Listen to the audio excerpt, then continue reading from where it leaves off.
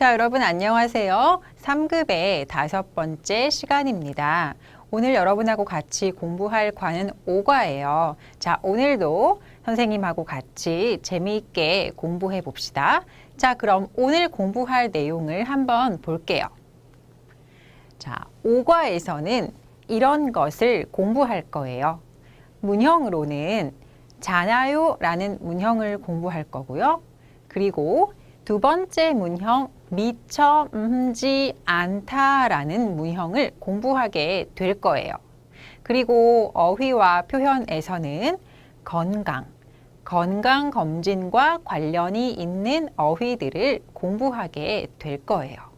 자, 여러분 어때요? 오늘도 선생님과 공부할 것이 많이 있지요?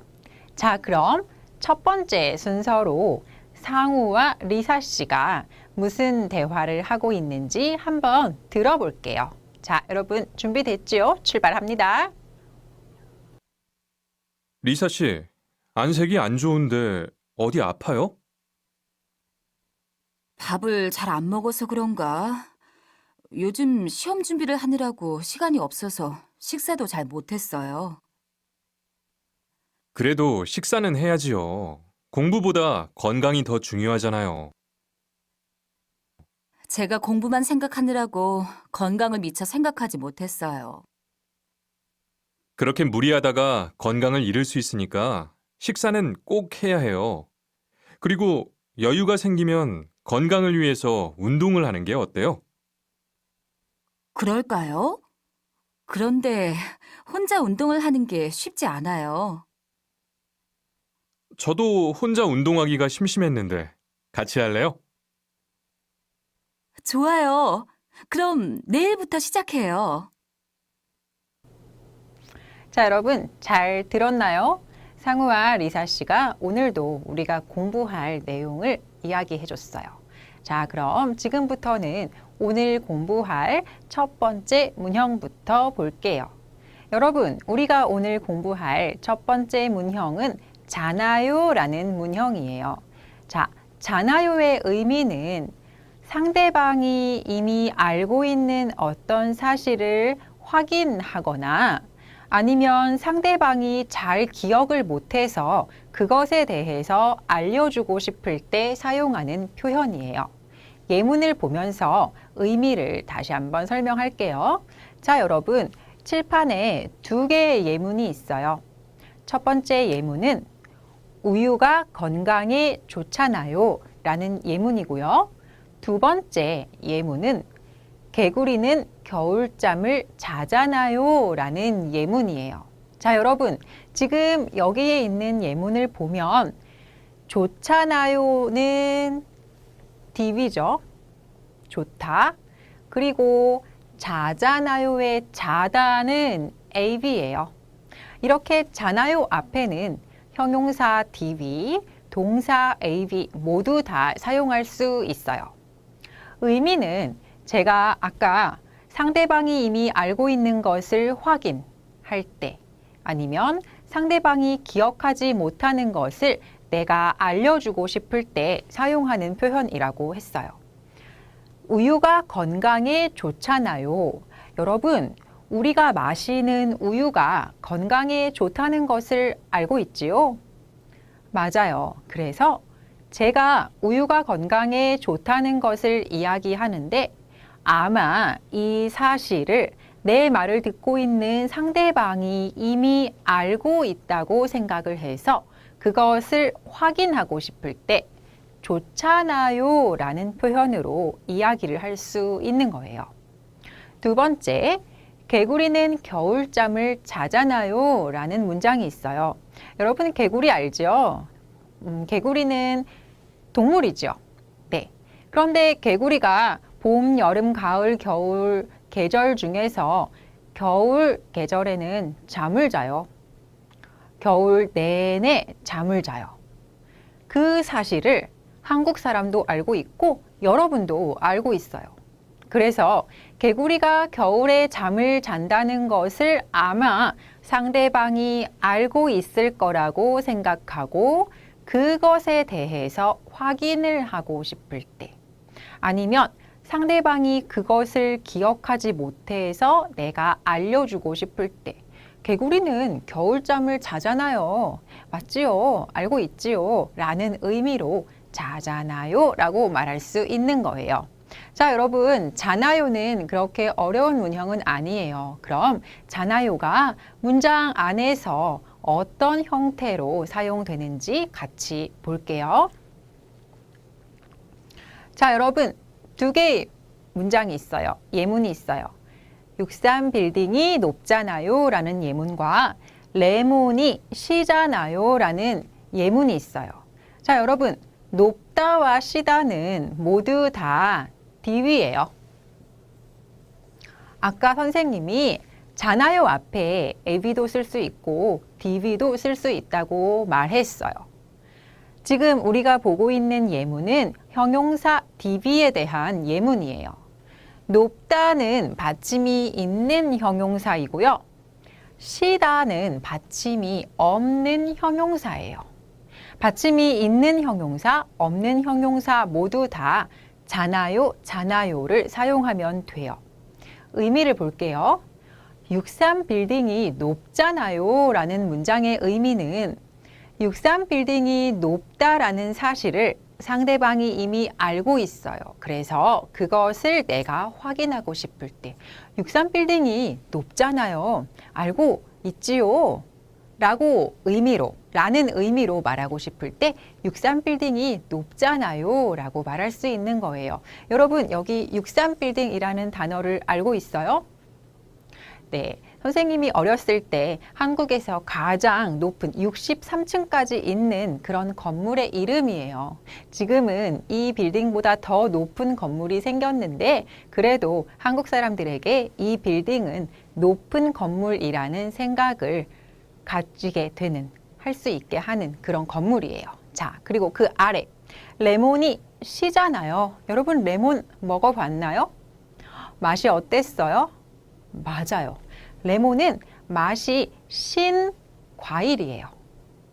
그래서 내가 레몬이 시잖아요 라고 이야기를 하면 레몬이 시다는 그 사실을 아마 상대방도 이미 알고 있어요. 그래서 그것을 확인하고 싶어요. 아니면 상대방이 그 사실을 잊어버려서 기억하지 못해서 다시 한번 알려주고 싶을 때 레몬이 시잖아요 라고 말할 수 있는 거예요. 여러분, 시다라는 이 단어, 맛을 표현하는 단어이지요? 또 여러분이 알고 있는 단어 뭐 있어요? 맞아요. 맛을 나타내는 단어는 달다, 초콜릿, 사탕이 달아요, 설탕이 달아요. 그쵸? 또 짜다라는 단어 알고 있지요? 네, 소금이 짜요. 맞아요. 또 한국 음식은 이런 음식이 많아요. 맵다, 매운 음식이 많아요. 그리고 또 하나, 쓰다, 약. 쓴 맛이 나는 먹을 것은 쓰다. 네, 약이 써요. 그래서 시다, 달다, 짜다, 맵다, 쓰다는 여러분들이 맛하고 관계 있는 단어를 공부할 때 공부한 단어들이에요. 여기에 레몬이 시다가 나왔으니까 이것도 다시 한번 정리해 놓으세요. 자, 그럼 두 번째 화면을 볼게요. 한국 사람들은 설날에 떡국을 먹잖아요 라는 문장이 있고요. 장마철에는 비가 많이 오잖아요 라는 문장이 있어요. 자, 여러분, 떡국을 먹다라는 단어와 비가 많이 오다라는 이 단어는 동사 AB예요. 먹다는 받침이 있는 AB이고요. 오다는 받침이 없는 AB예요. 이렇게 받침이 있는 AB와 없는 AB 모두 다 잖아요 라고 사용하면 모양, 형태를 만들면 되는 거예요. 의미를 볼까요? 한국 사람들은 설날에 떡국을 먹잖아요. 한국 사람들이 설날 1월 1일, 음력 1월 1일에 먹는 특별한 음식이 떡국이라는 음식이에요. 그 사실을 내 이야기를 듣고 있는 상대방이 이미 알고 있을 때 사용할 수 있는 거예요. 만약에 여러분, 한국 사람들이 설날에 떡국을 먹는다는 사실을 모르고 있는 사람에게는 이 문형을 사용할 수 없어요. 잖아요는 그 사실에 대해서 상대방이 알고 있다고 생각할 때만 사용할 수 있는 문형이에요. 실수하지 않게 조심해야 해요. 자, 두 번째 예문을 계속해서 볼게요. 장마철에는 비가 많이 오잖아요. 자, 장마철. 한국에서는 여름에 장마철이라는 기간이 있어요. 이 기간은 비가 많이 내리는 기간이에요. 그 기간을 한국 사람들은 장마철이라는 단어로 이야기해요. 장마철에는 비가 많이 온다는 것을 내 말을 듣고 있는 상대방이 이미 알고 있어요. 그것을 확인할 때 잖아요를 사용할 수 있어서 장마철에는 비가 많이 오잖아요 라고 이야기를 할 수 있는 거예요. 괜찮죠, 여러분? 자, 다음 화면 볼게요. 제가 한국 사람이잖아요. 커피는 영어에서 온 단어잖아요. 여러분, 제가 어느 나라 사람이에요? 맞아요. 저는 한국 사람이에요. 제가 한국 사람이라는 사실을 여러분이 이미 알고 있어요. 그래서 그것을 내가 확인하고 싶어요. 여러분, 제가 한국 사람이잖아요. 괜찮죠, 여러분, 의미? 자, 한국 사람은 명사예요. 그리고 영어에서 온 단어의 단어도 명사예요. 나온. 한국 사람은 받침이 있는 명사이고요. 그리고 단어는 받침이 없는 명사예요. 잘 보면 받침이 있는 명사의 경우에는 이잖아요 라고 해야 하고요. 받침이 없는 명사의 경우에는 그냥 잖아요 라는 형태를 사용하면 돼요. 두 번째 예문의 의미도 확인해 볼까요? 커피는 영어에서 온 단어잖아요. 커피, 한국 사람들은 그냥 커피라고 하는데 영어의 단어 커피는 커피라는 단어는 영어의 커피라는 단어에서 온 거예요. 그 사실을 아마 상대방이 이미 알고 있어요.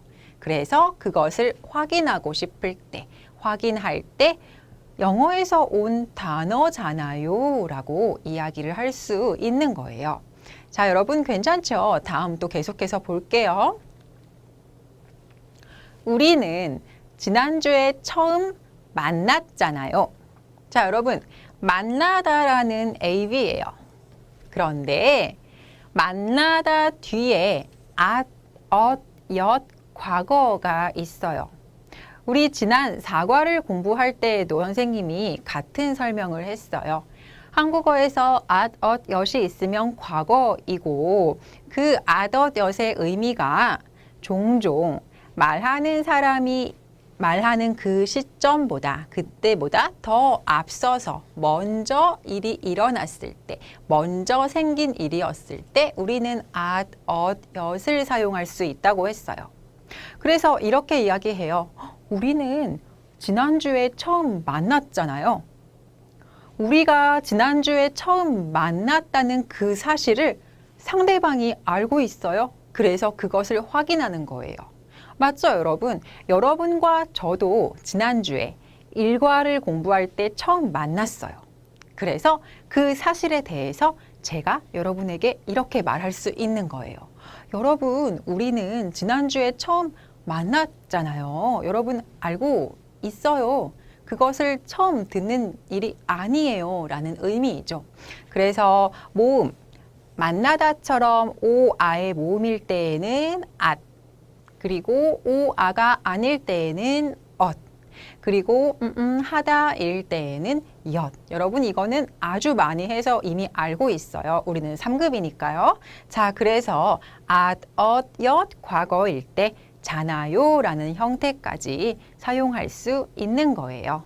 여러분 괜찮죠? 자, 그럼 이번 다음에는 이제 잖아요를 가지고 문장을 만들어 보는 연습을 해볼 거예요. 자, 여러분 그럼 잖아요를 사용해서 문장을 만들어 보는 연습을 같이 해볼게요. 자, 첫 번째 문제를 같이 봐요. 자, 이런 문장이 있어요. 안전벨트를 안 매면 위험하다. 여러분, 안전벨트가 뭔지 아세요? 자동차를 탈 때 아니면 비행기를 탈 때 안전을 위해서 위험한 상황이 되었을 때 다치지 않게 하기 위해서 이렇게 벨트를 매죠. 그 벨트의 이름을 안전벨트라고 합니다. 그래서 이 문장은 잖아요를 사용해서 바꾼다면 이렇게 바꿀 수 있죠. 안전벨트를 안 매면 위험하잖아요. 여러분, 안전벨트를 안 매면 위험하다는 사실을 다 알고 있어요. 상대방이 아마 이 사실을 알고 있을 거라고 생각해요. 그래서 그것을 확인해요. 잖아요를 사용했어요. 두 번째 볼게요. 농구 선수들은 키가 크다. 농구 선수들이 키가 크다는 사실을 알고 있다고 생각할 때, 그때 그렇죠, 여러분. 농구 선수들은 키가 크잖아요 라고 문장을 만들 수 있을 것 같아요. 아주 잘 하고 있습니다. 그 다음 문제 볼게요. 피자는 이탈리아의 대표적인 음식이에요. 여러분 좋아하는 피자. 이탈리아의 대표적인 음식이라는 것을 알고 있지요? 맞아요? 그럼 그것을 이야기하고 싶을 때 어떻게 바꾸면 될까요? 맞습니다. 피자는 이탈리아의 대표적인 음식이잖아요 라고 말하면 되는 거예요. 자, 네 번째 문제 볼게요. 밤마다 야식을 먹으면 살이 찌다. 우리 사과에서 공부한 단어네요. 살이 찌다. 자, 여러분, 밤마다 야식을 먹으면 이라는 문장이에요. 야식은, 야는 밤이란 뜻이에요. 밤, 야경, 밤의 경치. 우리는 야경이라고 하지요. 써볼까요? 맞아요. 식은 음식. 그쵸? 그럼 밤에 먹는 음식을 야식이라고 해요. 여러분이 아침, 점심, 저녁 밥을 먹은 후에 공부를 하다가 밤 10시, 11시쯤 배가 고픈 느낌이 있어서 음식을 먹어요. 그 음식을 우리는 야식이라고 하는 거예요. 그럼 밤마다 야식을 먹으면 살이 찌다. 어떻게 바꿀 수 있을까요? 맞아요, 여러분. 밤마다 야식을 먹으면 살이 찌잖아요 라고 바꿀 수 있어요. 밤마다 야식을 먹으면 살이 찐다는 사실을 아마 여러분, 상대방도 알고 있어요. 그래서 그것을 확인하고 싶을 때 사용하는 표현잖아요. 맞죠? 자, 마지막 다섯 번째 문장을 한번 볼게요. 오늘 생일 파티가 취소됐다. 여러분, 취소되다라는 단어를 알고 있나요? 무슨 뜻이지요? 맞습니다. 취소되다는 예정되어 있던 일이 없어지는 거예요. 그쵸? 아마 오늘 생일 파티를 하려고 한 것 같아요. 오늘 생일 파티가 있었어요. 그런데 그 생일 파티가 예정된 생일 파티가 없어졌어요. 다음으로 미루어졌어요. 아니면 안 할 거예요. 없어진 거. 그걸 우리는 취소되다라고 이야기해요. 자, 그럼 여러분 어떻게 바꾸면 될까요? 그렇죠. 오늘 생일 파티가 취소됐잖아요 라고 바꿀 수 있겠네요. 자, 여러분, 잖아요. 문장 바꾸는 거 어렵지 않지요? 자, 그럼 이번에는 잖아요를 사용해서 대화의 문장을 만들어 볼게요. 1번이에요. 이번 주말에 가까운 곳으로 놀러 갈까요? 요즘 날씨가 따뜻하다라는 DB를 잖아요로 바꾸면 맞아요, 여러분. 요즘 날씨가 따뜻하잖아요 라고 바꾸면 되겠네요. 자, 두 번째 문장도 볼게요. 조용히 해주세요. 여기는 도서관이에요, 여러분. 자, 그럼 어떻게 바꾸면 될까요? 맞아요. 여기는 도서관이잖아요 라고 바꾸면 됩니다. 조용히 해주세요. 아마 지금 이야기하고 있는 이 장소가 도서관인 것 같아요. 그래서 조용히 해달라고 이야기하면서 상대방에게 여기 도서관인 거 알고 있잖아요. 라는 그것을 확인해 주는 거예요. 그래서 도서관이잖아요. 라고 이야기를 할 수 있을 것 같아요. 자, 세 번째 볼게요. 리사 씨, 이 빵 좀 드세요.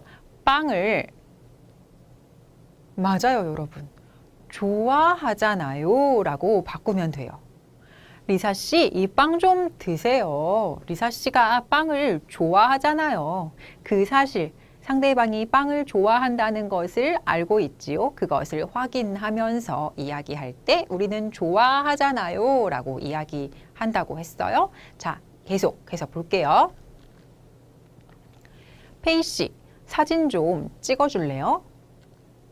사진을 잘 찍다. 어떻게 바꾸면 될까요? 그렇습니다.